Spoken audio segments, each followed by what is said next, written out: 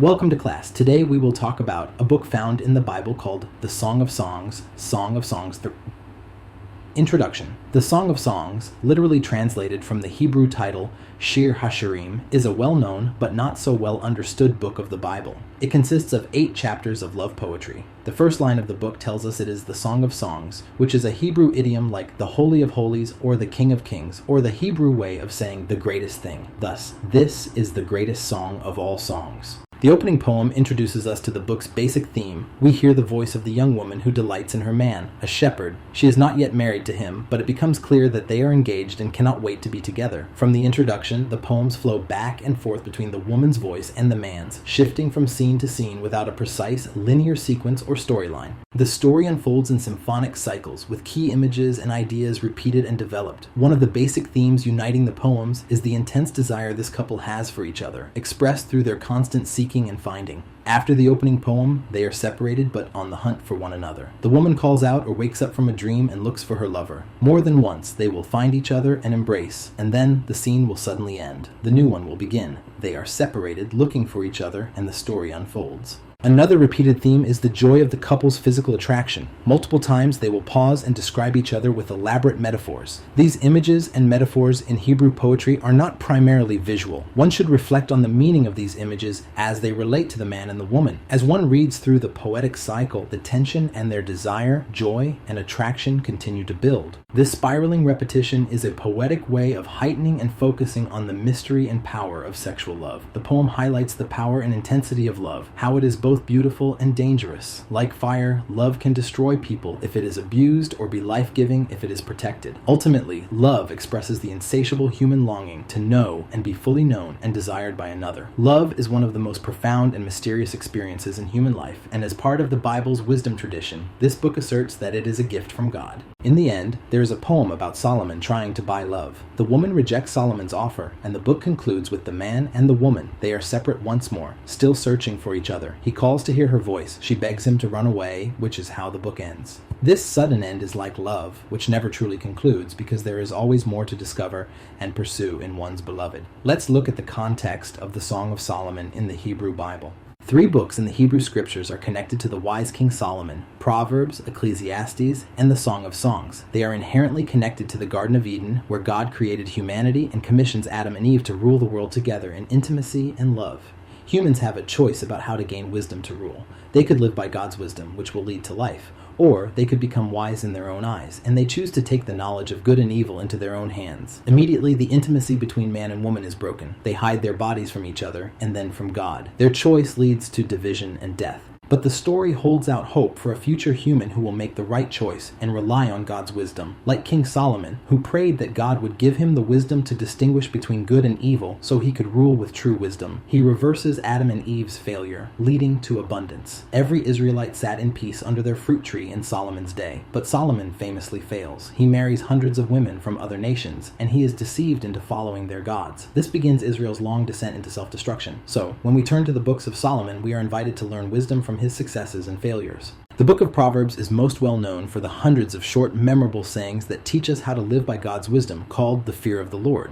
Proverbs are not just memorable sayings. It begins with a lot of poetry and 9 chapters of speeches from Solomon to his royal sons. He tells them to pursue God's wisdom, which is symbolized as an elegant woman. Humans who reunite with God's wisdom become what Adam and Eve failed to be: wise human rulers. Proverbs 3 says that when we embrace Lady Wisdom, we grasp the tree of life. Solomon urges, choose wisdom and life. In Ecclesiastes, we meet Solomon near the end of his life. He offers some sober reflections. Life is hevel. That is the Hebrew word for vapor or smoke, which is unpredictable and uncontrollable. He is constantly talking about life under the sun. That is life outside the garden, which is confusing and complicated. Even when we live by God's wisdom, life can be disappointing. It leads up to the ultimate disappointment, our death. Solomon advises us to strive to live by wisdom and the fear of the Lord, but with more realistic expectations. Finally, we reach the Song of Songs. At its most basic level of meaning in the Hebrew Bible, this book is a form of racy Hebrew love poetry. poetry. However, in Proverbs, humanity's pursuit of wisdom is portrayed with the symbolism of a man pursuing a woman in a garden. In this song, the woman is searching and longing for her lover. It is a poetic image of Lady Wisdom pursuing us so that we can have life. The song ends with a poem about how this lady's move is more powerful than death itself. The song celebrates humans' desire for intimacy. It suggests that this desire points to humanity's ultimate purpose, to be united with God and His wisdom, so that we can rule in unity with one another. This is why the song ends with the man and woman united in love under a fruit tree. Authorship and structure, lyric, poem, dialogue form. The Song of Songs is of Solomon, which could mean he is the author, as his name does begin the book. However, as one reads the poems, it becomes clear that the leading voice is that of a woman, referred to as the beloved. And while there is also a male voice, it does not seem to be Solomon's. Solomon is mentioned several times in the poem, but he is never a speaker. Solomon is an unusual candidate as the author of this book, given that he had 700 wives, 1 Kings 11:1-3. For the lovers in the Song of Songs, they are the only ones in the world for each other. So, the of Solomon likely means in the wisdom tradition of Solomon. His legacy is carried on here through a collection of love poems that explore the human experience of love and sexual desire. Dating the song has proven equally difficult. Arguments based on geography, such as the reference to Tirzah in 6:4, have been used to propose a pre-Sumerian, pre-9th century date. Yet such references may be poetic rather than historical.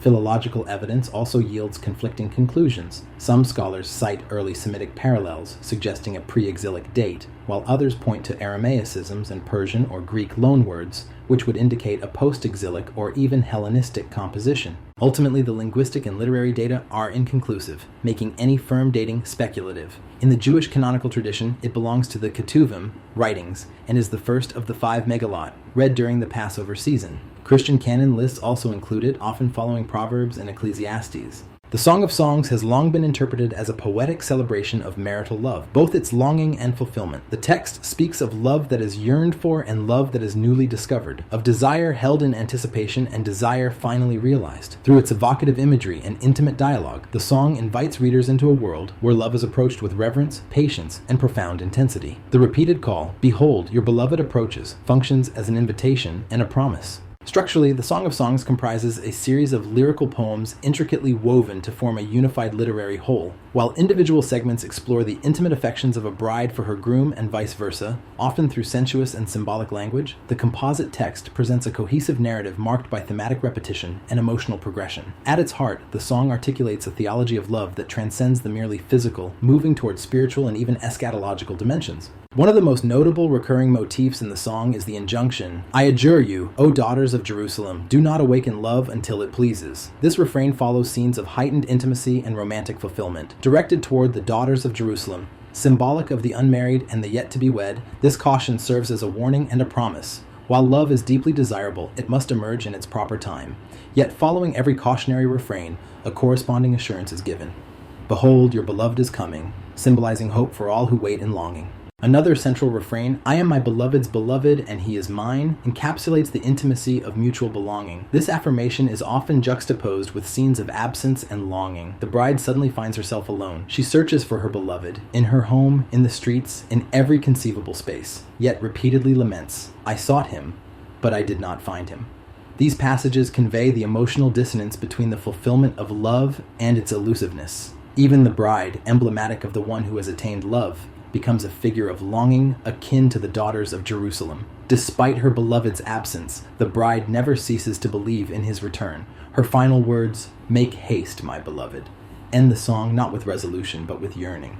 Let's look at the historical and literary context. 2. Historical and literary context. Unlike other biblical texts, the song lacks a narrative description. The poem presents its readers with a concrete vision of love by showing us what lovers do or telling us what they say. The poem gives us the impression that we are overhearing them and observing their love unfold. The dialogue format, though not unique, is certainly unusual. Most love poetry is written from a single point of view, with the poet or narrator implicitly or explicitly speaking to or about the object of their desire. The love that unfolds before us in the song as the lovers speak is a love that is being celebrated in the present. The poem is not a recollection of the tranquility of bygone days of romance, nor a fantasy about what it might be like to obtain that obscure object of desire. desire. Here, the lovers are always taking their pleasure or just about to do so. The erotic imperative, the call to love using grammatical imperatives, jussives, and cohortatives, lends urgency to the moment. Draw me after you, let us run. 1-4, tell me. 1-7, rise, come away. 2-10, 13, turn. 2-17, open to me. 5-2, let me hear. 2-14, 8-13. Not least, the climactic affirmation of love in 8-6-7 is grounded in the erotic imperative. Place me like a seal on your heart, for love is strong as death. Love is always in progress, unfolding as the poem progresses. However, the progression is not linear, for the song is a lyric, not a dramatic poem. Sudden temporal shifts are characteristic of the song and strengthen the impression of immediacy. Now, let's explore the Song of Songs as part of wisdom literature. 3 biblical books are typically considered part of the wisdom literature: Proverbs, Ecclesiastes, and Job. Together, they give a sophisticated account of human experience. The Song of Songs is uniquely connected to this, as Solomon is a figure linked to 3 of these 4 books. Job is not connected to Solomon, but its central themes are. When reading these 4 books, it is as if one completely steps out of the main storyline that unifies the Hebrew Bible. The vocabulary of Song of Songs is directly and consistently biblical. The most classical themes are used: king, shepherd, flock, vineyard, garden, Lebanon, blossoming springtime, night, awakening, all with eschatological significance and grouped around the central motif, already developed by Hosea, Jeremiah, and through Isaiah, the unfaithful wife, Israel, taken back by her husband, God, as though he had just married her. The song is a mosaic of quotations from other parts of Scripture. These books come from different periods of Israel's history. With an unknown author, the Song of Songs is didactic. It teaches readers about love, not just celebrating it, but guiding them to become wise lovers by combining love poetry with wisdom instruction. This didactic nature aligns it with other wisdom texts, which focus on knowledge and the transformation of the person. Let's continue and look at how ancient Near Eastern love poetry parallels, e.g. Egyptian and Mesopotamian. Cuneiform and Egyptian sources have long been examined for parallels to the Song of Songs, fueling contrasting theories about its origins. While scholars such as Samuel Noah Kramer have linked the song to Sumerian and Akkadian hieroskamos texts involving Dumuzi and Inanna, these connections are mostly speculative assumptions. Most Sumerian materials lack the structure, tone, and human focus of the Song of Songs. Their cultic overtones, emphasis on procreation, and explicit descriptions of divine rights contrast sharply with the absence of overt religious themes and procreative aims in the biblical text. By contrast, striking similarities emerge between the Song of Songs and Egyptian love poetry from the New Kingdom, particularly in sources such as the Chester Beatty Papyrus Thapar and Papyrus Harris 500. Scholars such as Adolf Ehrman have noted shared motifs, including the affectionate use of familial terms like sister and brother for lovers, and the vivid use of sensual imagery. Egyptian poems celebrate romantic longing, separation, and physical beauty through the use of metaphor and simile, just as in the song. These texts alternate between the voices of male and female lovers, employ nature-based metaphors, and highlight the sensory pleasures of love without relying on religious or cultic frameworks, closely paralleling the tone and structure of the biblical material. The Egyptian love songs present a lyrical, humanistic celebration of erotic and emotional intimacy. Their themes, yearning, beauty, touch, and desire, resonate with the biblical song, both in content and form. Though occasional references to deities like Hathor appear, they serve as background figures rather than central religious actors. This strongly supports the argument that the Song of Songs shares more with Egyptian secular love poetry than with Sumerian cultic hymns, suggesting that its roots lie in a literary tradition, emphasizing human rather than divine love. I would like to now look at the canonical controversy and rabbinic allegorical justification for the inclusion of the Song of Songs. The inclusion of the Song of Songs in the biblical canon was not without its controversies, primarily due to its explicit focus on romantic and erotic love, with no overt mention of God or religious themes. Its acceptance was secured mainly through rabbinic allegorical interpretations, which provided a theological framework for understanding the text. Some rabbis questioned its sacred status, as recorded in the Mishnah. Rabbi Akiva strongly defended its canonicity, regarding it as the Holy of Holies. He emphasized its divine inspiration, asserting its unparalleled value. He reportedly forbade its use in popular celebrations, saying that one who treats it as a vulgar song forfeits their share in the world to come. Jewish interpreters employed midrashic allegory to reconcile the song's eroticism with its sacred role. The song was reinterpreted as an allegory for the love between God and Israel, with the romantic relationship mirroring their covenant. The Targum, Aramaic translation of the song, dating from around 400 to 800 CE, rendered the text entirely allegorically. The song became associated with Passover, symbolizing liberation and divine love, which further cemented its theological relevance. Early Christian thinkers, such as Origen and Saint Bernard of Clairvaux, adopted allegorical interpretations, viewing the lovers as Christ and the Church or the individual soul. Despite ongoing scholarly debates about its original intent, this hermeneutical shift ensured its place in both Jewish and Christian scripture. However, modern scholarship argues that the song's canonical acceptance precedes its allegorical interpretation. The allegory was applied because the book was already canonical, not the other way around. I would like to turn to section 3 of this lecture, Thirst. Major sexual motifs in the text body imagery and erotic admiration. The Song of Songs uses rich body imagery and erotic admiration through vivid sensory descriptions that draw on natural metaphors from flora and fauna to construct ideals of beauty, sexuality, and desire. The lovers' bodies are described in detail, with frequent focus on specific body parts which appear repeatedly and symbolically throughout the text. The imagery often blends human physicality with nature, creating a lush, sensual landscape that celebrates bodily beauty and erotic attraction. Erotic admiration is expressed through metaphors that highlight both visual beauty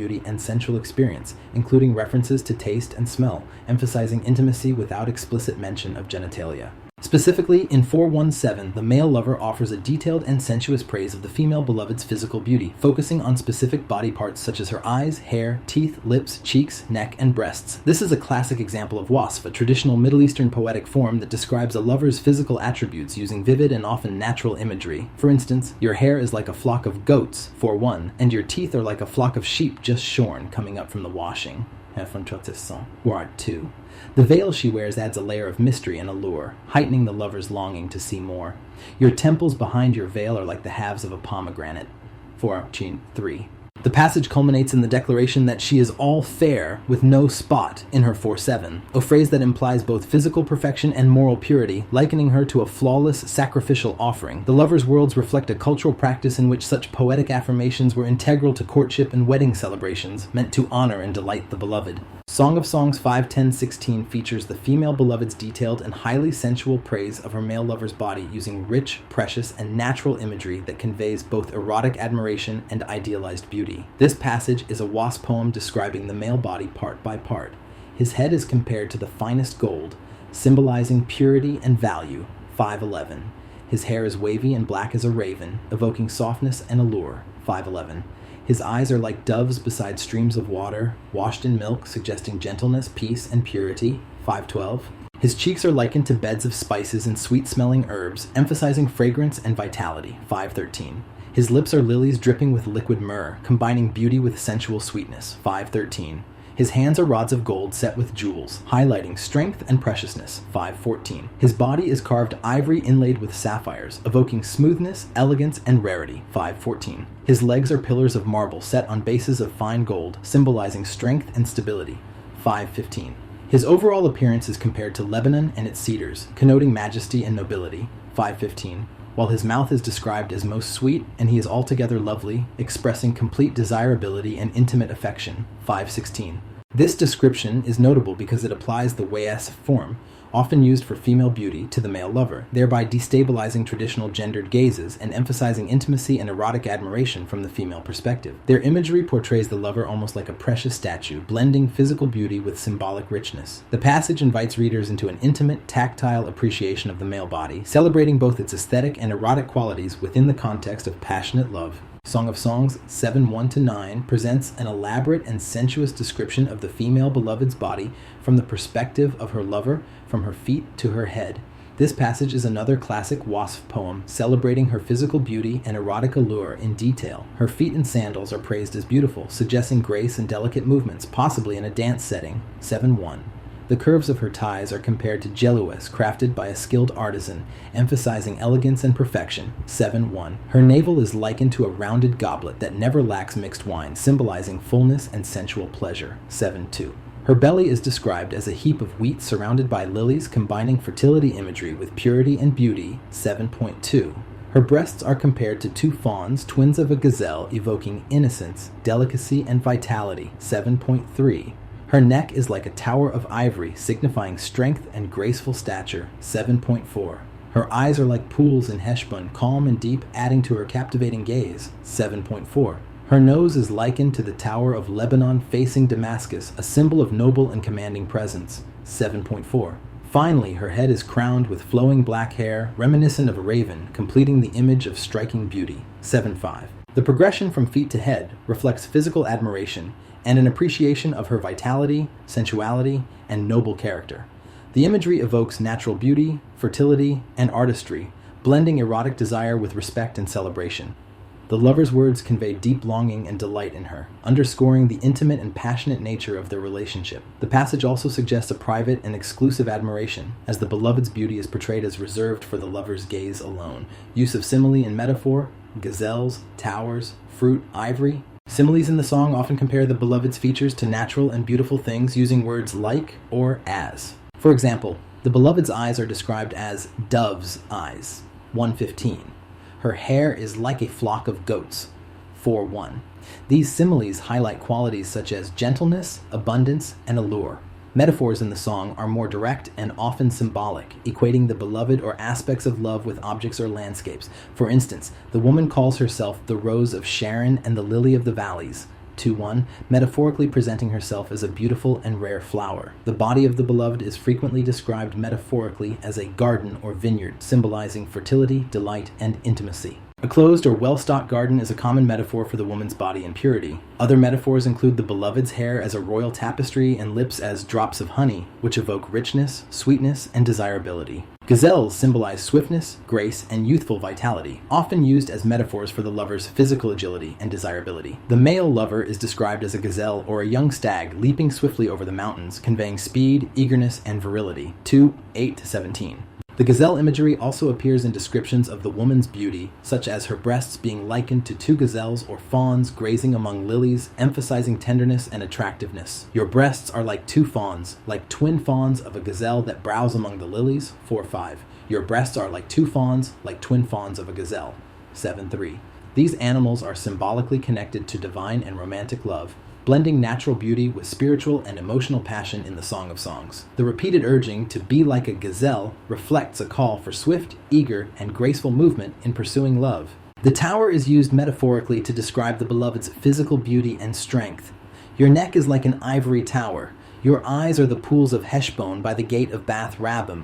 Your nose is like the Tower of Lebanon looking toward Damascus. 7:4. These verses symbolize elegance, strength, and majesty. The tower evokes a sense of stability, protection, and grandeur in the beloved's appearance. Some commentaries suggest that the tower may also refer to a stronghold or fortress, symbolizing protection and security. Fruit is a rich symbol often associated with love, beauty, fertility, and desire. Pomegranates are mentioned as part of an orchard, symbolizing abundance, fertility, and blessing. Their many seeds represent fruitfulness and the potential for life, reflecting the beloved's beauty and vitality. Your plants are an orchard of pomegranates with choice fruits, with henna and nard. 4:13. Palm tree fruit, dates, is used metaphorically to describe the beloved's stature and breasts as clusters of fruit, symbolizing fertility, beauty, and desirability. The imagery of climbing the palm tree to take its fruit expresses intimate admiration and pursuit. Your stature is like that of the palm, and your breasts like clusters of fruit. I said, I will climb the palm tree and take hold of its fruit. May your breasts be like clusters of grapes on the vine, the fragrance of your breath like apples. 7:7-8. Apples are a fragrant metaphor for the beloved's breath, symbolizing sweetness and pleasantness in love. The beloved's garden and its fruits are also invitations to intimacy, with fruit symbolizing sensual delight. Awake, north wind, and come, south wind. Blow on my garden that its fragrance may spread everywhere. Let my beloved come into his garden and taste its choice fruits. 4:16. Ivory symbolizes purity, beauty, and value. The beloved's neck is compared to a tower of ivory, 7:4, highlighting elegance, strength, and noble character. The beloved's body is also described as, his body is like polished ivory decorated with lapis lazuli. 5:14. The last depicting sapphires, which emphasizes flawless beauty and sacredness. Ivory, a precious and rare material in biblical times, often represents purity and dignity in poetic imagery, as luxury and wealth in other contexts. Let's now look at the literary function, admiration, reverence, eroticism in this book.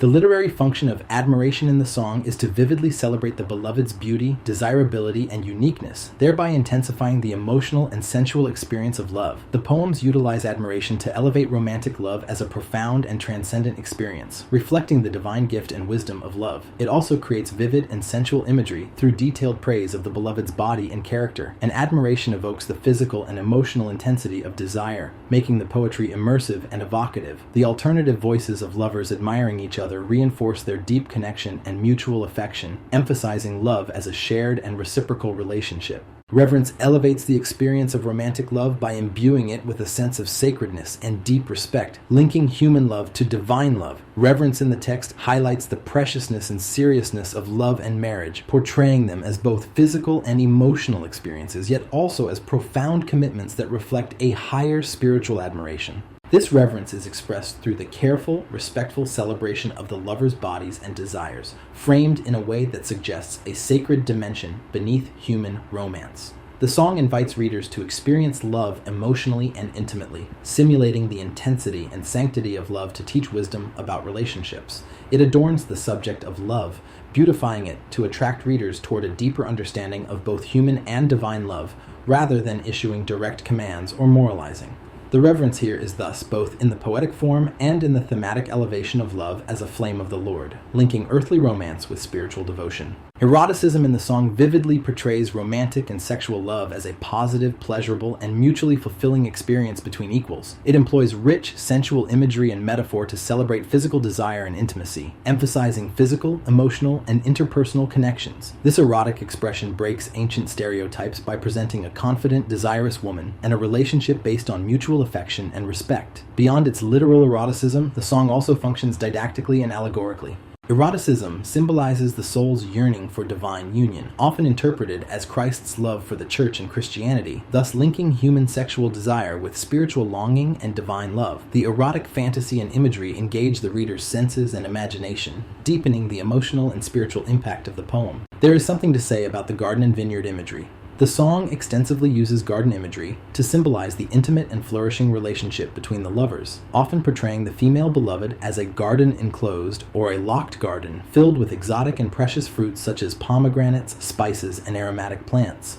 This garden metaphor evokes a sense of protection, fertility, and beauty, reflecting the physical and spiritual dimensions of love. The garden is a richly detailed, cultivated space that suggests care, delight, and exclusivity, paralleling the beloved's purity and the lover's mutual devotion. The garden imagery closely parallels the depiction of the Garden of Eden as an idealized, intimate, and flourishing space of love and harmony. Like Eden, the garden in the song symbolizes a protected and fertile environment where the lovers' relationship thrives in beauty and exclusivity. This imagery evokes the original relational harmony in Eden, where humanity lived in close fellowship with God and experienced unblemished love and delight. The song's garden, therefore, recalls the innocence and perfection of Eden before the fall, portraying love as a sacred, fruitful, and joyous communion akin to the original paradise. However, while Eden represents the primordial creation and innocence before sin, the garden in the song also carries a restorative and celebratory tone, envisioning a return to that original harmony in human relationships between lovers and symbolically between God and humanity. It serves as a metaphor for relational healing and renewal, suggesting that the brokenness introduced by the fall can be overcome through the flourishing of love. Vineyard imagery complements the garden motif by emphasizing themes of growth, nourishment, and sensual pleasures. The vineyard, often understood as a place where wine is grown or enjoyed, serves as a metaphor for the lovers' intimate encounters and the sweetness of their relationship. The house of wine or vineyard setting suggests a secluded natural environment conducive to love and celebration, reinforcing the idea of love as both fruitful and intoxicating. Together, garden and vineyard imagery create a lush, sensuous landscape that celebrates the vitality, fecundity, and sacredness of love, linking human love with divine blessing and the flourishing of life itself.